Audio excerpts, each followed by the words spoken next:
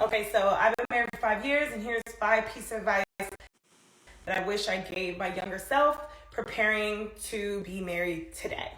Number one, keep folks out your business. Oh, this needs to be number one. Y'all need to get this to your head. Keep people out y'all business. I know in our younger ages, when we had boyfriends and girlfriends, we were just like, oh my God, I need to call you, I need to tell you about what my man did or what my girl did.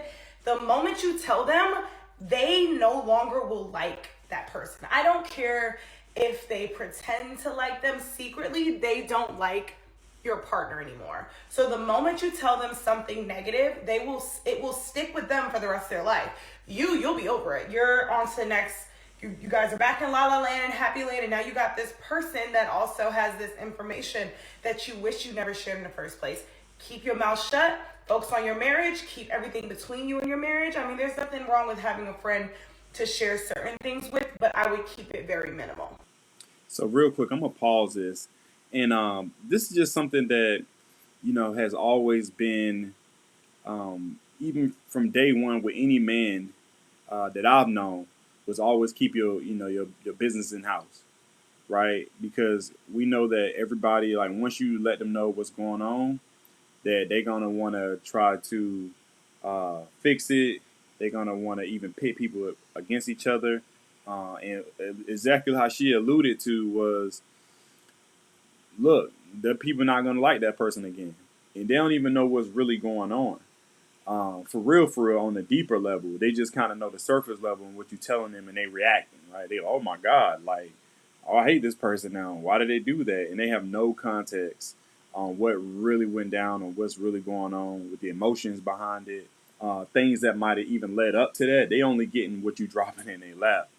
And so it's just always better just to keep your stuff in house. It don't bring other people in your business, and it allows you guys to work through it.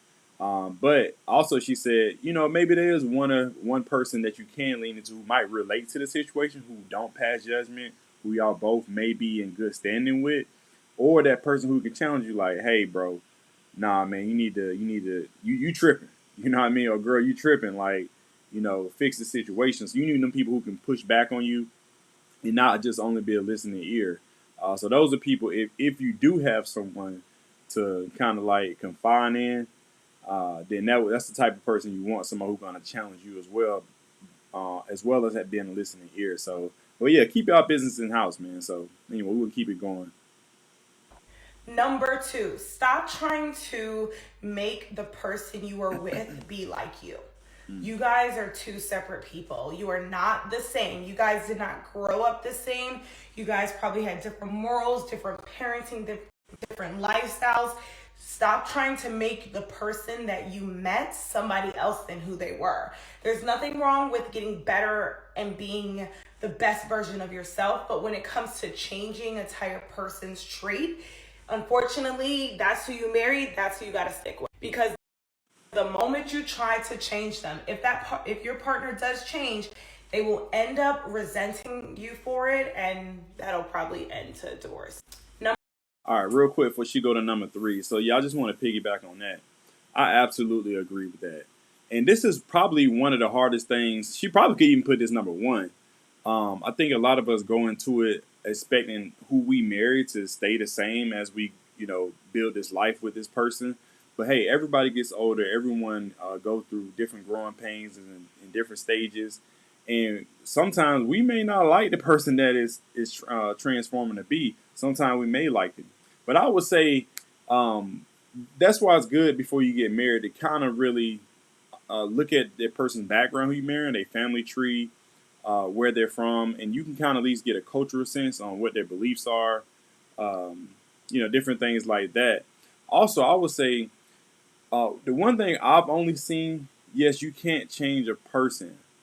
I would say attempt to help them change their behaviors on different things, right? So if they're not really a clean person, that's a behavior that can change, right? By putting in the system, hey, we don't leave dishes overnight, or hey, we wash clothes X amount of days a week, or hey, whatever the case may be.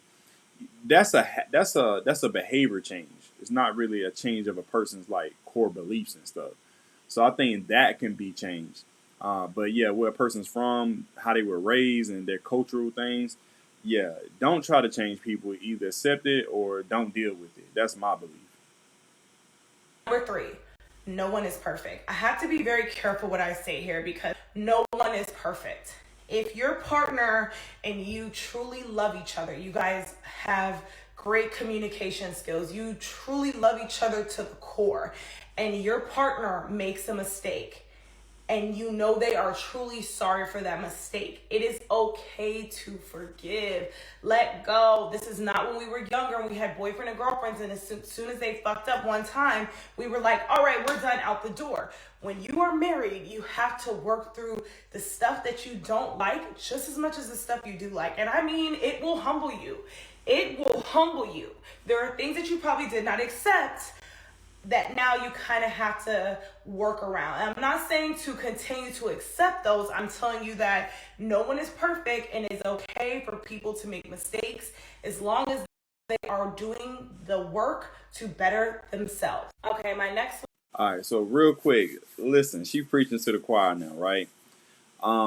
Yes, no one is perfect. Uh, and we shouldn't expect anybody to be perfect. But again, a lot of us, TV, media, social media has trained us to say, we should stay happy the whole time, and you know, this person should be perfect the whole time, and it's this fairy tale. And I ain't even pushing on women. This on men too. Like, hey, this girl got to be like this. She got to do this for me. She got to dress like that. She got to talk. She got to walk. Right? We have expectations and things we want as well. But again, like once that person mess up and they show you a little flaw or show you something different than what you thought you would get, and we like, hey, we out of here. But when you married, you got to stick it out. And I'm gonna tell you right now. And again, I've been married now over 5 years with my wife for over 10 years. There's stuff you cannot even imagine that'll come up as problems. Like you can't put this stuff in a book. It's a movie. Like stuff that you would never. And I'm not about to listen. I told my wife it's certain things I would share, certain things I won't share, and that just us to keep our relationship confidential. But I'm gonna just say you like this: it is stuff that'll come up that no single person relationship would ever have to deal with when you marry, and you got to be willing to stick with it because again, nobody's perfect. Everybody's gonna make mistakes on both sides. But I will say, communication has always been a key to remedy any situation that you guys come across. So just keep that in mind. That's probably outside of finance is probably the number one issue that people have when they don't fix problems is they don't communicate. So you have to communicate. Again, people are gonna mess up. This is a life journey. You can't tell me that when you were single you didn't mess up. So imagine now that you with this person that you with, that you say, hey, y'all love, I adore, we're best friends, so we're building a life together. If they made one slip up, you ready to cash out? Nah, you have to work it out. So she preaching on that one. One is make sure you have a life outside of your partner. This is something I truly have to work on because I feel like once you are married and you start to live with them and you move away from your friends, you move away from your family, sometimes you look to your partner to be all of those things. Like my husband is just that person where everyone wants to be around him. He has the energy where as soon as he comes, the party starts.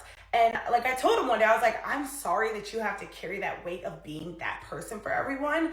And it's hard. Like I'm the person where I used to be the fun when I used to do those things. So now I put myself in a position where I'm like, all right, what did I learn then that I can do better now? And that is do things that I like to do outside of my partner. Things that are my hobbies, social media, art, vision, fashion, going out to eat, hanging out with girlfriends, going on a trip. Keep those things in alignment because the moment you stop doing those things, you're just gonna feel like empty, and that's not what you want to do in a marriage. Yeah, you have to have outside life. And that doesn't mean when I say outside life, you out there partying, running the streets, but you have to have hobbies. You have to have things as a creative outlet.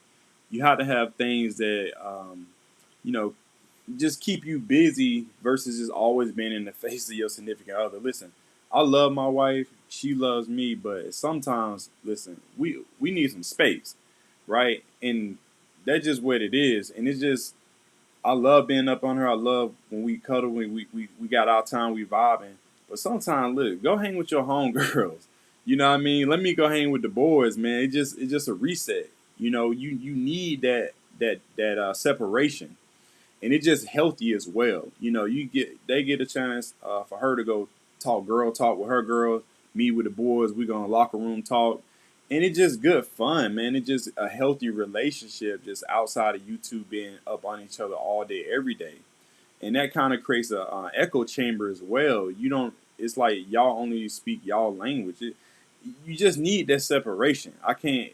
Again, it's very healthy and it's very beneficial to the relationship. It's just a chance to get away, reset, you know, cut loose, hang, you know, for a few minutes with your friends and or whatever you want to do outside of the marriage, as far as, you know, positive things that's healthy or whatever, and then come back, just refresh and re-energize. So I definitely co-sign this about, you know, having something, a life outside of marriage. Like I said, right now I'm doing skill building, right? Going to Toastmasters. I do YouTube right now as far as a creative outlet, as well as, you know, building a business and a brand from it. And that's me outside my life. I got homeboys. Every once in a while, we go to Top Golf, bowling. You know, we plan a guys' night out, right? So, you know, you have to have. And again, that's not every weekend, but sometimes you're like, man, I just want to go hang with the boys, man. Just get away from the wife for a few hours and then just come back, and it's all good. So we're gonna let it go to number 5. Okay, so my next one is basically not going to sleep angry, but I want to kind of add to that. So it's okay to go to bed and y'all upset with each other, whatever, da, da, da, da, like y'all get over it. The next day, end it.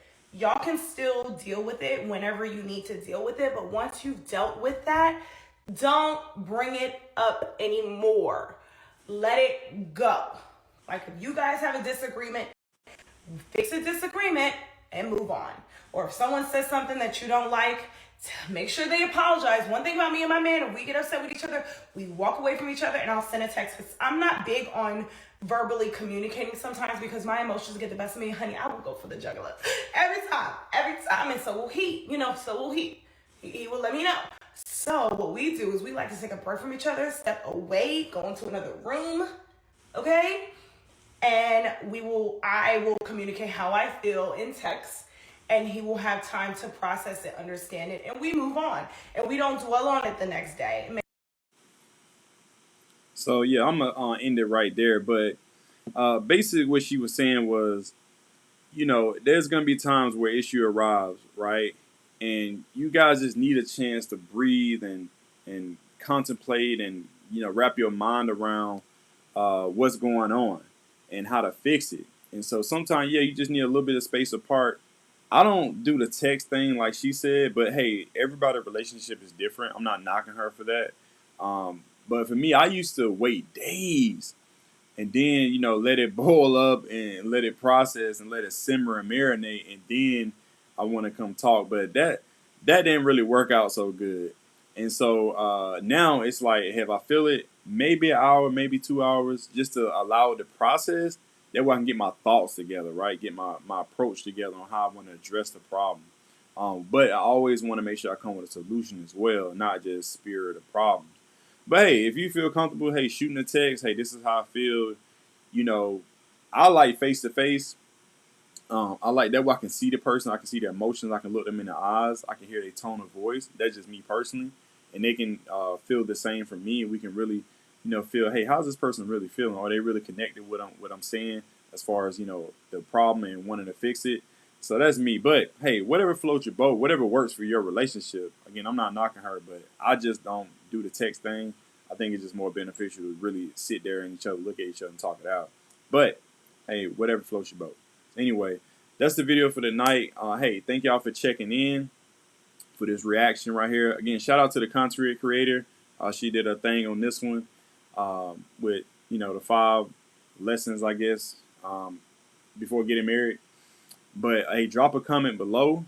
Tell me what you think about the video. Is it some issues that you maybe add on that takeaway?